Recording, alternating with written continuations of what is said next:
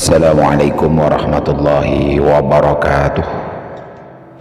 Bismillahirrahmanirrahim. Alhamdulillahi rabbil alamin. Wassalatu wassalamu ala sayyidina Muhammadin wa ala alihi wa sahbihi wa barik wa sallim ajma'in. Amma ba'du. Para sahabatku semuanya, para pecinta amal soleh dan kebaikan, ma'asyiral muslimin rahimani rahimakumullah.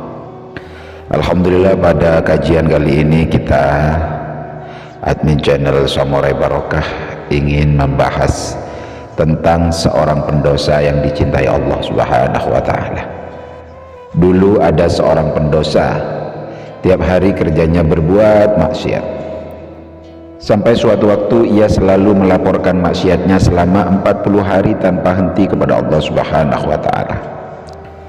Hari pertama ia mencuri barang orang lain, malamnya ia melapor, "Ya Allah, terserah Engkau, suka atau tidak, pokoknya telah kucuri barang kepunyaan tetanggaku siang tadi." Begitu katanya.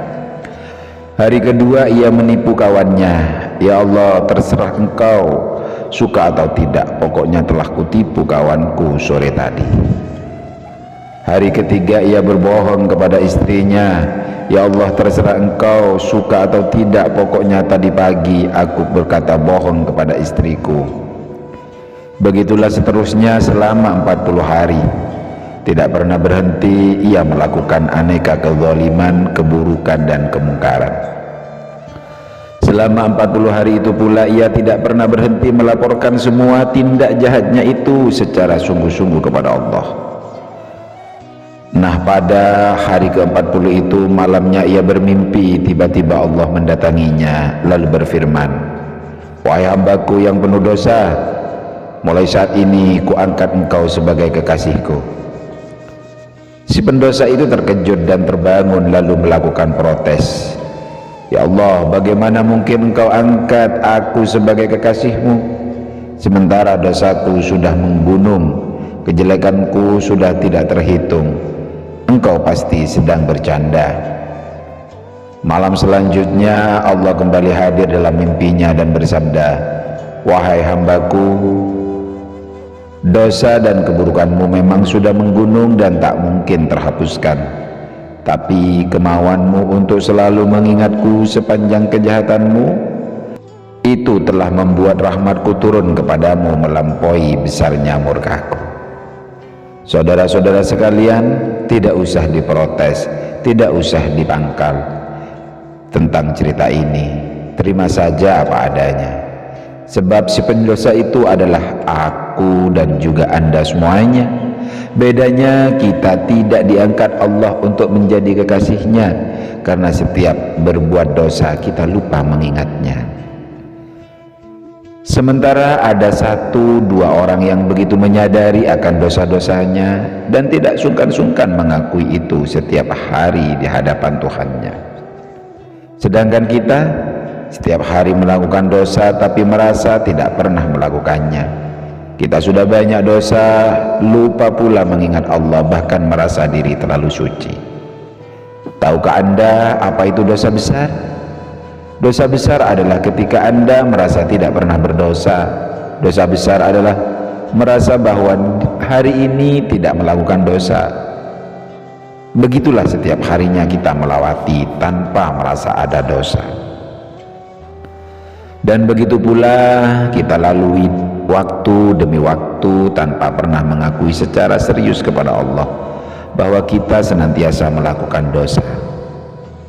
Tahukah Anda apa itu dosa terbesar? Dosa terbesar adalah dosa syirik. Syirik adalah melupakan Allah. Itulah bentuk dari menduakan Tuhan dengan cara melupakan Dia lalu menghabiskan waktu untuk mengingat yang selain Dia. Banyak orang yang menghabiskan waktu mengabdi kepada nusa dan bangsa, kepada umat dan agama. Memang itulah pekerjaan kita setiap hari. Tapi ria, lupa kepada Allah, dikiranya ada Allah pada itu semua, padahal iblis juga di situ. Kita diciptakan hanya untuk ingat dan mengabdi hanya kepada Allah. Sedetik saja kita lupa mengingat atau berzikir kepada Allah, sedetik itu pula kita telah melakukan kesyirikan. Bayangkan betapa musyriknya kita, gegara sering lupa kepada Allah. Kalau kita sadar ini, maka tidak ada satu hari pun yang kita lewati tanpa melakukan sholat taubat. Kita manusia, semua pendosa, tapi sebaik-baik manusia adalah yang setiap hari hadir ke hadapan Tuhan untuk membuat pengakuan dosa. Jangankan kita, Nabi pun yang disebut sebagai suci tidak pernah melewati hari tanpa istighfar yang banyak sekali. Bukan istighfar karena dosanya, tapi karena merasa masih berdosa, merasa ada yang kurang dari apa yang dilakukannya, merasa ada yang salah dan lemah dari apa yang diusahakannya. Itu yang membuatnya semakin suci. Orang suci adalah orang yang merasa paling banyak dosa. Tidak ada dosa yang tidak diampuni selama setiap hari kita bersedia mendatangi. Tidak ada dosa yang tidak diampuni selama setiap hari kita bersedia mendatangi Dia melalui zikir, melalui istighfar yang sungguh-sungguh sebagai seorang pendosa. Itulah kenapa zikir dapat mengangkat derajat seorang di sisi Allah. Kita masuk surga bukan karena bagusnya amal kita.